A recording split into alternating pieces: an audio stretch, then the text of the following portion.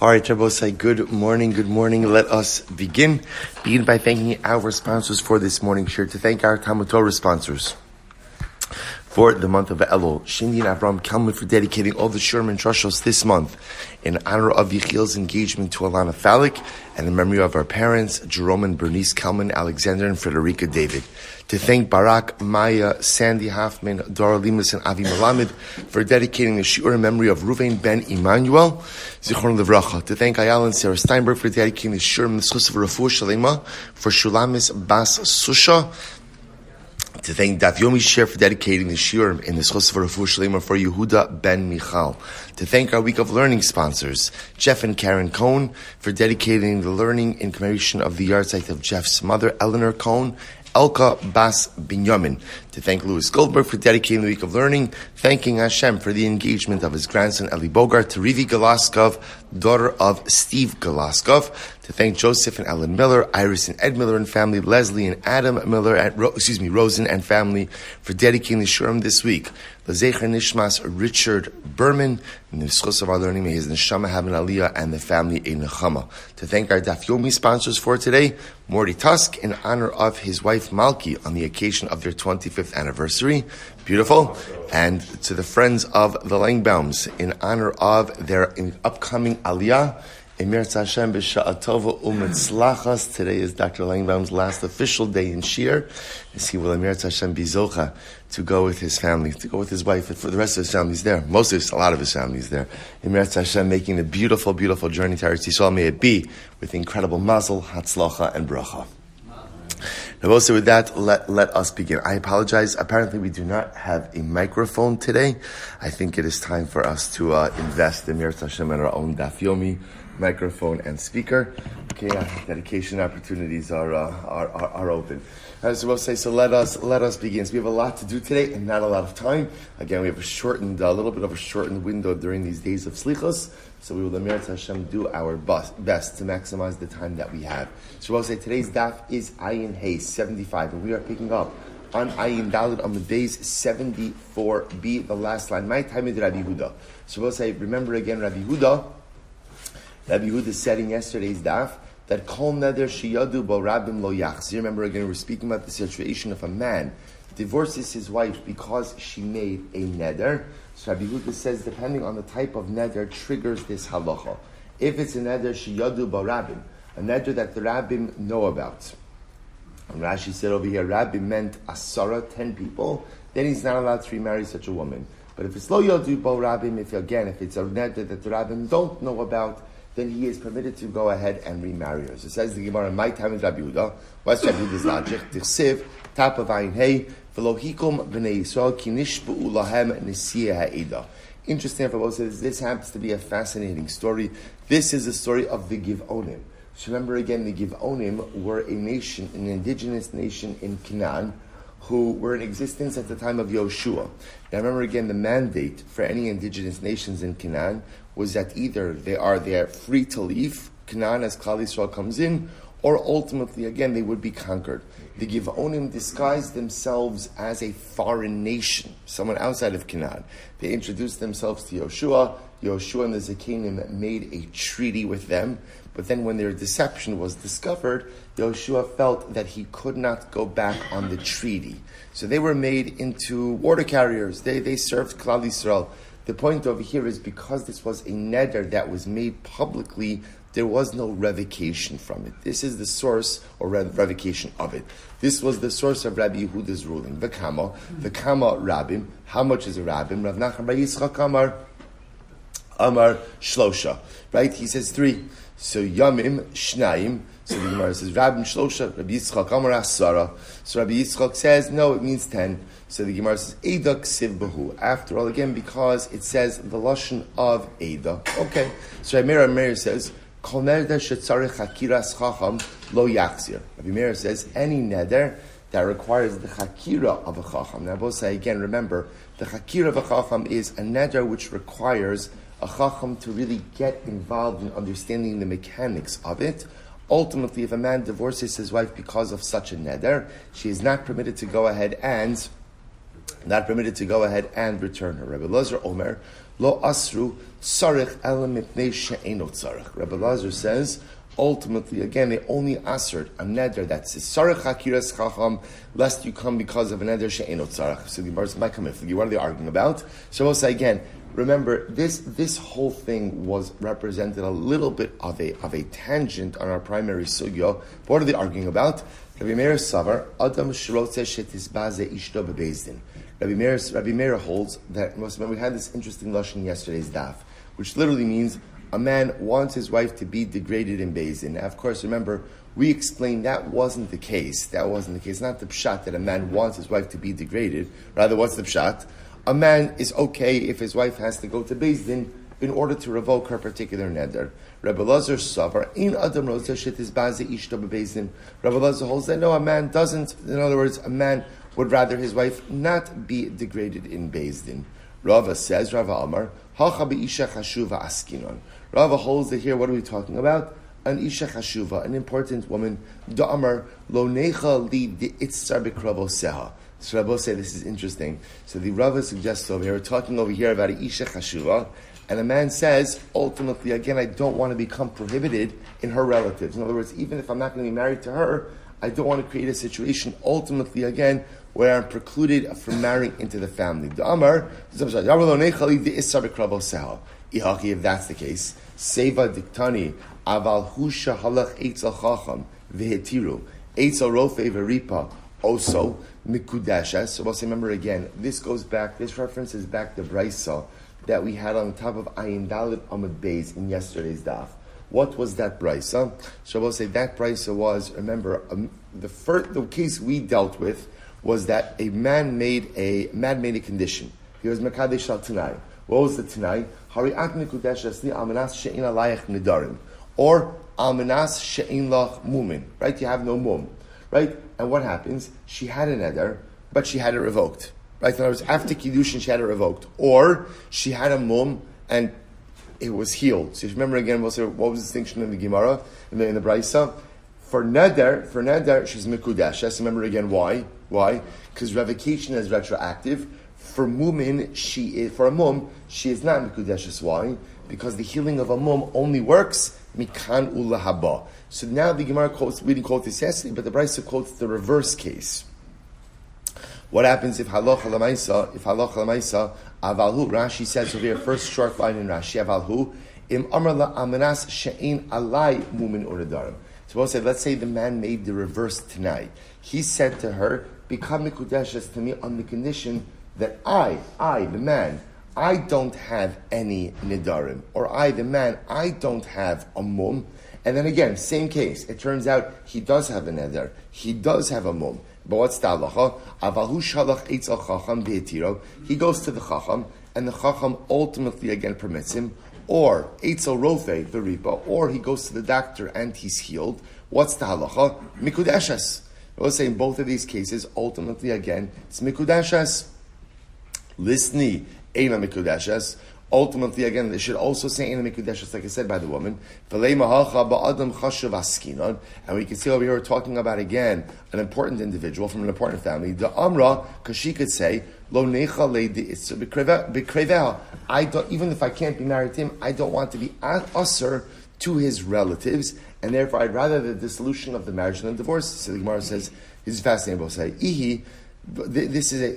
Oh, thank you. Perfect. Thank you so much. So the Gemara says, Ihi b'chol dehu nechala. Well, this is actually a fascinating societal statement. A woman is happy with any husband. Right? A woman is happy with any husband. Now we'll say, what does this mean? From a woman's perspective, it is better to be with someone than it is to be with no one. I think is the popular Mamar Chazal goes, right?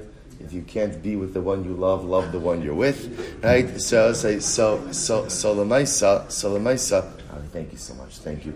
So I'll say, so what's interesting about this, and remember again, what I want to point out over here, I will say, is it's a societal thing. Remember, we've spoken about this many times, that marriage for a woman represented a sense of physical security, financial security. So when Chazal say like this, like a woman would marry anyone, like they don't literally mean a woman would marry anyone, but what it means was that at least historically, a man was much more selective about who he was marrying than a woman, right? Because a man had the luxury of being much more selective, whereas for a woman, ultimately, again, marriage was an absolute necessity for her physical and financial security. So the Gemara gives some examples of this. Amar Abaye says, "Deshum shemana gavra korse becharsa ramila." So what Abaye says, even if a woman is married to a very short man, shum shemana gavra means a man who's as tall as an ant.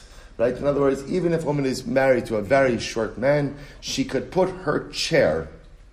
Rashi says, Kursei bechorsa ramila. If you look at Rashi says over here, Kursei borchorsa ramya, kisa ben hasaros benos chorin moshiva, kolomar gamli bal kimochem. She could literally put her chair amongst the free women. In other words, marriage affords a woman a certain level of status. So she said, even if her husband is as short as an ant, at least it allows her to place her chair amongst the other free women.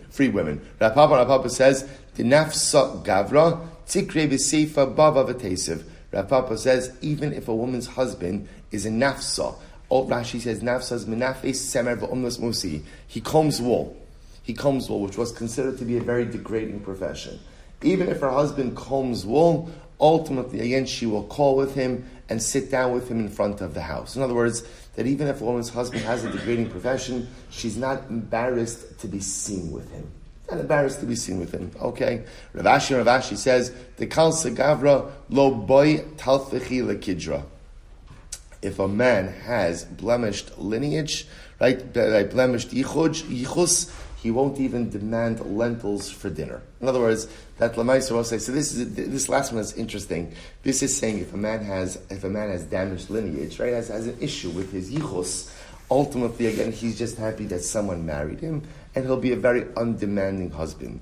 So the Gemara ends off with saying something very interesting. Tana the kulan mizanos v'tolos bebaleim, and all of these women, they end up committing adultery and ultimately attributing their offspring to their husband. Okay, so that's a pretty sweeping statement, right? What the Gemara is saying is that sometimes, so again, when women settle for these types of marriages that seem to be an ill-fitted match, sometimes it is a cover, ultimately again for immoral behavior. Okay, I will say, by the way, whenever the Gemara says kulan, all of them, remember I will say kulan is never meant as kulan everyone, right? Because again, the truth is, in general, when it comes to human behavior, you can never go ahead and make a statement that says if a kulan something applies to everyone. It just means that sometimes these mismatched unions are a cover for some type of inappropriate behavior. Good. Kalmum and Shepolson. So we'll say, so remember again, an interesting case here. So the Mishnah said,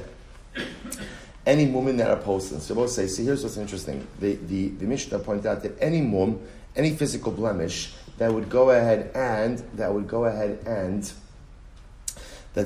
would invalidate by a Kohen, ultimately invalidates by marriage as well. So the Gemara, when we say invalidates by marriage, could be grounds for dissolution of the marriage. Al smekachto. So we'll say first wide line, ayin here, with Aleph 75a. Come on, we should post them. Tana hosifu alei and zeya. So we'll say in it. So there are certain women, however, that would allow for dissolution of the marriage, even though it's not a mum by kohanim. So the Gemara says, what are some examples of this? Zeya, if a woman sweats profusely. By the way, we'll say whatever woman we talk about, you understand, they go both ways. It's illustrated as a mum for the woman, but whatever is a mum for the woman is going to be a mum for the man as well. So Zeya, someone sweats profusely. Shuma, a mole. Reach hapeh, chronic bad breath. So the Gemara says, Vahani bekani lo pasli. But do these women not disqualified by Kohanim as well? What time we learned? Hazokim v'achola v'hamezuham. So Rabbi said, it's actually very interesting. So this particular Mishnah over here is actually talking about animals, right? That if animals that right invalidating factors in an animal for a carbon. Zak, the animal is very old. Chola, the animal is very sick. Mizuham also means that the animal smells. It almost sounds like Rashi. Legabe mume behema tanan. So you see that a mezuham, a very smelly animal, is ultimately cannot be used for a carbon. So we're assuming over here that halacha lemaisa, chronic bad breath and constant perspiration, which also yields body odor, are also disqualifying factors by Kohen Vutinan, Mumin Elu, Bein Kvuin, Bein Ovrin, Psulin Ba'adam. And also we learned that these same type of mumin, whether they are established, in other words permanent, or passing or temporary, ultimately pasal a Kohen as well. So you see that if a Kohen, it has a terrible odor, that also invalidates him from doing the avodah. Therefore, I will say, so whether that's terrible odor or chronic bad breath, or whether that's body odor, that ultimately would go ahead and preclude him. So what's interesting about this is, the Gemara just said before, right, we made a statement in the Mishnah. What was the rule in the Mishnah? Any mum which disqualifies a Kohen will also be problematic in the context of a marriage. So the Gemara says, but in addition to the mumin of a Kohen, we also add in that what? Perspiration, a mole, and bad breath. But at least perspiration and bad breath seem to be included in the mumin of a Kohen. To which the Gemara says, there's different types of perspiration. Also, ultimately, again, there's perspiration that is a temporary issue, and then there's chronic perspiration, to which the Gemara says, Ravashi Amar, Zeya Amazum Karamis. Ravashi says, no, you're talking about two different things. They both say there's a difference between Zeya, someone who perspires a lot, someone who sweats a lot, versus Mizuham. They both say, so Zeya means perspiration, which of course does lead to body odor, versus Mizuham, which is a state of intense body odor. So the Gemara says, Hasam Gabe Kohanim, Afshal Avra Bikiwa Dechamra, Shabbos Umerecha Panami Afshar Dinakat Pilpula Bepume Vavaravoda. See, even if a Kohen has body odor, so all you need to do, I will say, is see, if a Kohen has body odor, I don't need, or bad breath for that matter, we don't need to cure it. What do we need to do? Treat it. Right? Treat it. And how long did they treat it for? Just while it's doing the avodah. So in other words, Rabbi say, how do you cure body odor? This is actually how do you treat body odor? Interesting, a bath of wine vinegar. Fascinating, right? A bath of wine vinegar. So Rabbi say, all you need to do is before he has to do the avodah, let him take the bath of wine vinegar. Or, so for bad breath, pilpula b'pume, put a pepper in your mouth. I guess it's like, this is the Talmudic Listerine strip, right? So I'll say, so just put a pepper in your mouth. And that's it. In other words, that there's a way to remedy this situation, because I don't have to cure it.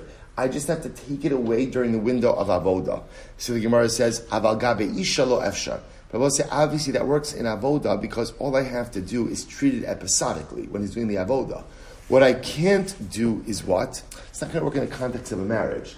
Because in the context of a marriage, if a woman has chronic bad breath, or for that matter, again, if a woman has chronic body odor, well, what are you going to do? In other words, it's a chronic issue will undermine the marriage. So the Gemara says, fine. So we'll say that's body odor and bad breath. So the Gemara says, Hai shuma hechi damyo. What's the case of the mole? Se'ide ispeisar hacha v'hacha pasla. So we'll say, interestingly enough, a mole that has hair apparently is considered to be a mum, both by Kohanim as well as by a marriage.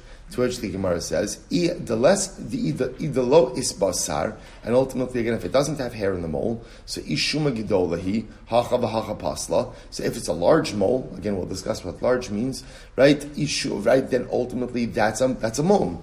Ishuma kitana he.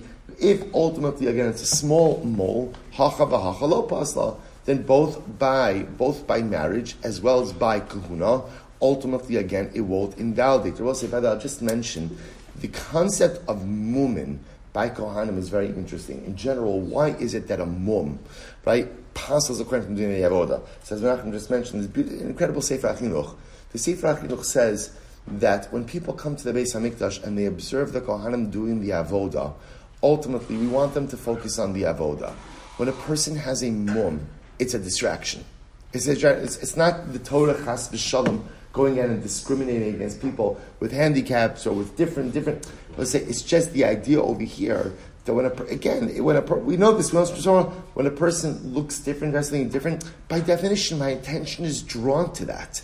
We don't want distractions in the Beis HaMikdash. A person's coming, we want them to be wholly, totally focused on the avodah. So therefore, again, the Gemara says, what type of mole are we talking about over here?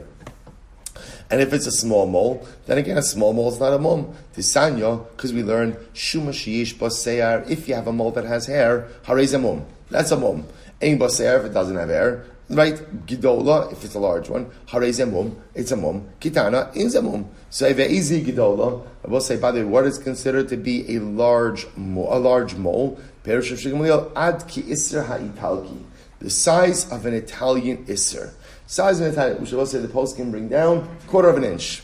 That's a large mole. Amrav Yossi ben Chanina. So we'll say, what's the case? So we'll say, what's the case of the mole that could potentially be a mum for marriage? Be'omedes al padachta, where the mole is on her forehead. The Gemara says, padachta, if it's on her forehead, ra v'nefayis. Then ultimately what? He's seen it. Now we'll say, see, here's the chad. Right? If the woman has a mum, again, I want to be clear. I'm using the case of a woman as a mum, but just to be clear, remember, all of these cases work both ways. Right? Reuven's going to marry Rachel. Rachel has a mole on her forehead. He sees it. If he sees it and he marries her anyway, what does that tell you? He was makabelit. So the Gemara says, padachta rav nefayis. He saw it literally again, and he accepted it. So the Gemara says, Papa, no. Ultimately, again, where it sits underneath her kippah. Right? We saw this before, that a woman would often wear some type of hat, and therefore, again, which is interesting because here apparently she's wearing it even when she's not married. So I will say, some explained, by the way, that the kippah was like a small hat that women used to wear because they would balance a basket on their head. So the kippah was there, between her head, between her scalp and the basket. So someone was wearing a kippah. So because she was wearing a kippah, ultimately it covered the mole. V'zimnin de mischazia, v'zimnin de lo mischazia. So both say it's possible that what? That he never saw it. Okay. Amar Rav Chisda, ha milsa megavra Rab Shmuel Amar Rab Shila. So we'll say, this matter I heard from a great man. Who is great man? Rab Shila? Noshcha kelev v'na'asem mekomot salekes. Ultimately, I'm going to say, so what happens if someone, or we'll go just with the case of a woman was bitten on the leg by a dog, and as a result, the area of the bite shriveled up. Harez a mum. Ultimately, again, that's a mum. Amr Reb Chisda said, Kol ava bi'isha. If a woman has a deep voice, harez a mum. That's a mum. Shene'emar ki kolech arev umar'ech naveh. Because we'll say the pasuk in Shir Hashirim says, literally again, because your voice is pleasant and your countenance is beautiful. So the idea over here that a deep voice ultimately is considered to be a mum. So the Gemara says, Tana Rabbi Nassim Bira, bein dadei ishe tefach. So I will say the Gemara continues to go through the cases of mum. And I will say, what's interesting about this, and again, because we don't really have too much time, because we have to daven slichos, so I will say, I'll just mention, why exactly this section is included here in the Gemara is an interesting discussion als the Rishonim and Achronim. But again, so bein dadei isha tefach. So I will say the space between the dadayim of an isha, of a woman, is a tefach. Savar Rav Achav Reid Rav Kamed Rav Ashi Meimar tefach lema'al yusa. Amr Rav Ashi gabi mumin tanya. How can you say that tefach is preferable? After all, again, it's considered over here between the women. So the Gemara says vikama Amr Abaye shalosh etzbos. That the proper spacing ultimately, again, is not a tefach, but rather 3 finger breadths. Tanya Binasi Omer, Kol Isha Shedadeha Gasin Mishal Chavroseha Harez Mum. So any woman whose dadayim are much larger than her friends is considered to be a mum. The kama, how much larger? Amrab Maisha Bereid Rav Yoshua Ben Levi Mishmeid Rav Yoshua Ben Levi Tefach. Okay? Umi'iga Ki Hai Gavna. Ultimately, again, I will say, is it possible for the dadayim to be that large? So the Gemara says, in the Amarav Barachana, Anira Isi Aravia Achos, Sheshvila Dadel Achoreha, Benikas Bina. Okay, nothing like first-hand testimony. Right? So I'll say, so ultimately, again, good, he saw this woman who mamish nursed her child from behind. Okay? Good. So we'll say, so the Gemara says as follows. Tzion ye'amer ish v'ish yulad ba v'hu yichonen elyon. We'll say it's absolutely beautiful Gemara. Absolutely beautiful Gemara. So the Gemara quotes the pasuk ultimately from Tehillim. And the Gemara says as follows. Tzion will say, listen to this pasuk. Tzion will say, ish v'ish yulad ba, this person and this person was born in it, v'hu yichonen elyon, and he will establish it on high. Now both sides. If you take a look at Rashi over here, this is beautiful, beautiful Rashi. Rashi says, "Ulitzion Yomer." It's right across in Rashi. Ulitzion Yomer mishum da'ayri ba Rabbi Maisha nokit la. So I'll say the reason it's being brought down is because it's the same author. Ulitzion Yomer ish yulad ba la asid lavo kisheyiskayim mikra shekasov ve'aviu eskalachechem min chalashem komakom shimtzu yisrael yomra amim zem netzion. So I'll say this is a reference to the Messianic era. In the Messianic era, listen to how beautiful this is. When Klal Yisrael, when we bring karbanos to Hashem, the Goyim, the nations of the world will say, Ish yulad ba, that every single Jew was born in Sion. And I'll say there's an obvious problem, which is what? Not every single Jew is born in Sion. Sion is Yerushalayim, is Eretz Yisrael. So how do you say that every single Jew, Dr. Leinbaum, this Gemara is an honor of you, Mamish, incredible. So I'll say, so ultimately, what does it mean? What does it mean that every single person is born in Sion? I'll say, Amra Maisha, Braid Rabbi Yoshua ben Levi, Echad hanolad ba, ve'echad hamitzaper lir'osa. I'll say, listen to how beautiful this Gemara is. It means that whether you are born in Eretz Yisrael, or you yearn for Eretz Yisrael, you are considered to be as if you have been born in Sion. If you born in Yerushalayim or you yearn for Yerushalayim, you are considered to be a ben Yerushalayim. Look at Rashi. Echad hanolad ba, ish yisera kadarish echad hanolad ba, ve'echad hamitzaper lir'osa. So whether again you've been born in Yerushalayim or you desire to see Yerushalayim, yikra mi baneha. Ultimately, again, you will be called of the children of Yerushalayim, aviyaviyah etzlan. You'll be brought to Yerushalayim. I will say, absolutely, absolutely beautiful. Absolutely magnificent. I'll just say something amazing. I saw brought down Rav Yosef Chaim Sonnenfeld, zechus livracha. Ultimately, again, he was a contemporary of Rav Kook. So they did not see eye to eye. Rav Yitzchak Cohen Kook. They were, I'll call it, ideologically opposed on many different levels, but yet again had an incredible mutual respect. Their followers did not have respect for each other, but ultimately they themselves had respect for each other. For Yosef Chaim Sonnenfeld was known as to be an incredibly an honest individual, and incredibly meticulous with being an honest individual. They asked Rav Yosef Chaim Sonnenfeld the following question. Remember, Yosef Chaim Sonnenfeld, like Rav Kook, lived in, this was before the state of Israel, this was in British Mandate Palestine. They asked Yosef Chaim Sonnenfeld, is a person allowed to lie, to say that they were born in Palestine in order to be able to gain entry under the British? The British had very strict quotas, but if you were able to go ahead and say that you were born here, but you left, and now you want to come back, you were able to come back. So they asked Yosef Chaim Sonnenfeld, is a Jew allowed to lie and say that you were born in Eretz Yisrael in order to be able to come back? And Yosef Chaim Sonnenfeld quoted the Gemara Maseches Kesuvos, Daf Ayin Hem and Aleph, and he said it's not a lie. He said if you are a Jew who yearns for Eretz Yisrael, then the pasuk makes it as if you've been born in Eretz Yisrael.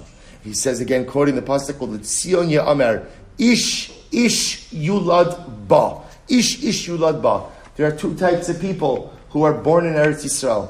There are those who are physically born in Eretz Yisrael, and those who are spiritually born in Eretz Yisrael. Those physically born, okay. Spiritually born, if you yearn for Eretz Yisrael, I'll say, if you have a longing in your heart for Eretz Yisrael, it's as if you've been born there. Absolutely beautiful. So the Gemara goes weiter. The Gemara says, good. Amar Abai says, V'chad minahu adif kitrei minala. We'll say, this is a fascinating pasuk. Literally, again, one Jew from Eretz Yisrael is better than two Jews of Bavel. And I will say this is specifically referring to the Talmidei Chachamim. One Talmid Chacham from Eretz Yisrael is better than two Talmidei Chachamim from Bavel. Amar Rava, v'chad minan, but one Jew from Bavel, kisalik lahasam, when he goes to Eretz Yisrael to learn, adif kitrei minayu, is as good as two Jews of Eretz Yisrael. So I will say, so this is actually incredible. So listen to this. So first Abai begins by saying, one Eretz Yisrael Jew is greater than two Babylonian Jews. But when a Babylonian Jew makes Aliyah, he's the equivalent to two Jews from Eretz Yisrael. So I was saying, sometimes what it means is like this. What it means is like this. An Eretz Yisrael Jew sometimes has as much Kiddush as two Chutz La'aretz Jews. But when a Chutz La'aretz Jew who has had to fight for his Ruchnius comes to Eretz Yisrael, he can be just as strong as two Eretz Yisrael Jews. A pretty incredible Gemara. Because Rabbi Yirmiyah will say was a Bavel Jew. When he was in Bavel, often he didn't understand the conversations that were happening in the Beis Medrash. Yet, Kisalik Lahasam, ultimately when he went to Eretz Yisrael, Karilan Bavli Tipsha, he used to call us, he called us, the foolish Babylonians. So I will say, the dynamic that the Gemara seems to be describing is like this. The Ruchnius of Eretz Yisrael is stronger than the Ruchnius of Bavel. Therefore, again, when you compare Eretz Yisrael Jews to diaspora Jews, Eretz Yisrael Jews have greater Ruchnius than diaspora Jews. But when a diaspora Jew goes to Eretz Yisrael, moves to Eretz Yisrael, so what does a diaspora Jew come armed with, I will say? A diaspora Jew has to fight. See, in Eretz Yisrael, Ruchnius is there. It's there. It's in the air. In Gavas, you have to fight for your Ruchnius. So when you come to Eretz Yisrael with that fighting mentality, and now you're transplanted to the Kedusha of the land, your Ruchnius skyrockets. So when you compare Eretz Yisrael Jews to ultimately diaspora Jews, so the Eretz Yisrael Jew is greater. But when the diaspora Jew comes to Eretz Yisrael, he surpasses everyone who is there because he's used to fighting for every inch of his Ruchnius territory. When he brings that fighting spirit to Eretz Yisrael, the fighting spirit, combined ultimately with the natural Ruchnius of the land, allows him to accomplish dramatic things. Halavai V'shal Bizocha. So the Gemara goes weiter. Good. I'll just tell you, by the way, the Sanzarav says something very beautiful. Sanzarav says about this idea that an Eretz Yisrael Jew is as great, ultimately, again, as two diaspora Jews, is why he's sweet. He says, this is why in Eretz Yisrael, you only need 1 day of Yom Tiv, and in Chutz La'aretz, you need 2 days of Yom Tiv. Because ultimately, again, the Ruchnius ratio is 2 to 1. It's 2 to 1. There's 2 times as much Ruchnius in Eretz Yisrael as in his Chutz La'aretz. So what I need 2 days to accomplish here in Chutz La'aretz could be accomplished in 1 day in Eretz Yisrael. Such says the Sanzarav. Says the Mishnah, so we'll say if the woman, right, let's say she has a mum. So same case. Ultimately, again, where we're talking about women that could void the marriage. So so ultimately, and we'll say, so now let's say, so here's the case. He was Mekadesher, and now during Kiddushin, she's still living in her father's home. So he was Mekadesher, and I will say what happens. It's discovered that she has mumin, right? But she's still living in her father's home. What's the halacha? Ha'av tzarich lahavi raya shemishinis arsa hayu bamumin halalu v'nistap kosadeyu. So it's upon the father to bring the proof that what? That the mumin developed post kiddushin, right? So now we'll say, so it's post kiddushin. They discover mumin. The father has the burden of proof is upon the father. The mumin developed post Kiddushin, and therefore, again, so to speak, the Chassin's field has flooded. And we'll say, remember again, that's the expression we had in the beginning of the Masechta. Nichnes salur shas habal, habal tzarich lavaraya, shashlonis aris hayu bamumin elu, v'yamikha mekachtos divrei meir. However, again, if the women are discovered after Nisuin, so then again, the burden of proof is upon the husband to prove that those women existed before Kiddushin, and ultimately, again, it's a mekachtos. V'acham say, when is this true? B'mumin shebeseiser. Both say this whole discussion is only about women that are not visible, or in other words, that would not be visible, or that they're underneath clothing, they're in covered areas. Aval on the days, b'mumin shebegalui eno yachal liton. They both say any mum that was revealed, there are no tainas. Both say this because we just learned. Because if a mum is visible, then what? You saw it. And if you saw it and you went through it, then anyway it means you accepted it. So however, if there's a bathhouse in the city, even women in covered parts of the body Ultimately, again, a husband cannot claim mekach tos. Why? Mipnei shu botka bekrovosav. Because we'll say, what's going to happen? Because it was customary, apparently, that what would occur. So the husband's relatives would go to the bathhouse. And therefore, ultimately, again, they would see if the kala had any woman. Says the Gemara. So these are the two cases. So taima demaisia avraya. So remember again, case number one is now it's post-kiddushin. Rachel, we're going to call her, is living in her father's home. And ultimately, a mum is discovered. So what did the Mishnah say? The burden of proof is upon the father to prove that the mum developed post-kiddushin, post-erusin. Taima demaisia avraya. So ultimately, again, it's only if the father brings a proof. Halo maisia avraya. If the father would not bring a proof, habal mehemen. Ultimately, the husband is believed to say what? We'll say, remember again, what's Reuven's claim over here? What's his claim? The mum preceded kiddushin, and this is a mekach tos. So, money, whose opinion does this reflect? They both say this is Rabbi Yoshua, he Amar, Lomi Pia Anuchayin. They both say ultimately again, this is the opinion of Rabbi Yoshua. Because Rabbi Yoshua says that halacha l'maisa, we don't go ahead and simply live based on her testimony. Rashi points out the case in which this was said. Okay, so we'll say so now I want to point out. Look at Rashi. Tab Rashi about Melamed. Damar hov safeku imita asa beimlav hamid mamon al cheskaso. So just to point out what's happening over here. Reuven was mekadesh Rachel. After kiddushin, she's living in her father's home, and a mum is discovered. The type of mum that would invalidate the kiddushin. So what's happening over here? Father is claiming the mum just developed now, post kiddushin. In which case, husband, it's your problem. Husband, Reuven's claiming no. The mum preceded. It is in there from mekach tos. So the Mishnah said in that case, the halacha is with the husband, namely the burden of proof is upon the father, which I will say essentially becomes like a type of hamotzi mechaver alav haraya type of situation, right? She wants to prove that she's married with all the financial benefits. Ultimately, the burden of proof is upon you to determine that the mum developed post kiddushin. Ema seifa. Yet look at the end of the Mishnah. Nichnas alashas habal. If now we'll say what happens, the mum develops when. After Nisuin, or I should say, not develops. The mum is discovered. After Nisuin, right? Habal tzarich lahavi raya. The husband, the burden of proof is upon the husband that halacha l'maisa what? That halacha l'maisa, the mum preceded the marriage. Taima, the maisi habal raya. Now ultimately, again, the husband is one who has to bring the proof. Halo maisi habal raya. If the husband would not bring proof, ha'av mehemen. Ultimately, again, the father would be believed. Be believed to say what? That the mum developed after Nisuin. In other words, this Reuven, she's yours, right? This reflects the Rabbi Gamliel. The Amar ne'emenes. Ultimately, and I both say that says that apparently she is believed. In other words, I both say, so the first part of the Mishnah seems to indicate that we don't accept, quote unquote, her testimony, because remember again, as much as it's the father advocating, it's her testimony as well. Second part of the Mishnah seems to indicate that we do accept her testimony. So what's going on?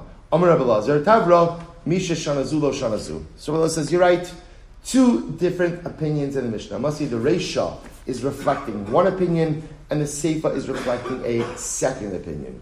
Amar Rabba, no. Lo Tema Rabbi Yoshua Lo Azal Basar. Amar Rabba, Lo Tema Rabbi Yoshua Lo Azal Basar Chazaka Du Gufa Klal. Ela Ki Lo Azal Rabbi Yoshua Basar Chazaka Du Gufa Heicha Deika Chazaka De Mamona. To which Rabba comes along and says, but 1 second. Even Rabbi Yoshua, right? Even Rabbi Yoshua, who says that we do not go after the chazaka of her body. That's only when. Ultimately, again, when there's a competing monetary chazaka. But ultimately, again, when there is no competing monetary chazaka, azil Rabbi Yoshua basra chazaka dugufa. Ultimately, again, then Rabbi Yoshua will go after the physical chazaka. Now, both sides. Now, what is this talking about? Take a look at Rashi for just a moment. Rashi says over here, Lo tim Rabbi Yoshua lo azal basar chazaka de gufa afil b'makom she'in cheskas mamon omedes neda. So remember again, Rabbi Yoshua is the one who said Lomi pia anuchayin, that we don't just take her word. In other words, her word doesn't just simply determine the reality. Now, both said, here's what's interesting. What's interesting about this is there's something called chazaka de gufa. Chazaka de gufa means that we kind of look at whatever. So for example, Chazaka de Gufa would say that we look at where she's holding physically, and where she's holding physically ultimately again would determine the reality. When doesn't Rabbi Yeshua accept chazaka de gufa? That's only when there is a competing monetary chazaka. Look at Rashi. Chazaka de mamona. So, we'll say, for example, here, this would be a case of a competing monetary chazaka. So the Gemara says, this sanya, we'll say, we'll stop over here for, actually, let's just finish this up. The sanya, in Baheres kodem l'seir lavan tamei. In seir lavan kodem l'baheres tahar. So we'll say, so for example, the Brisa says, if the Baheres, talking about over here, we'll say, by tsaras. So Baheres is the white spot. If the white spot came before the white hair, then ultimately again tamei. In Sarah Lavan Kodum Baharis, if the white hair comes before the Baharis, star. Safek, if you're not sure which came first, Tameh.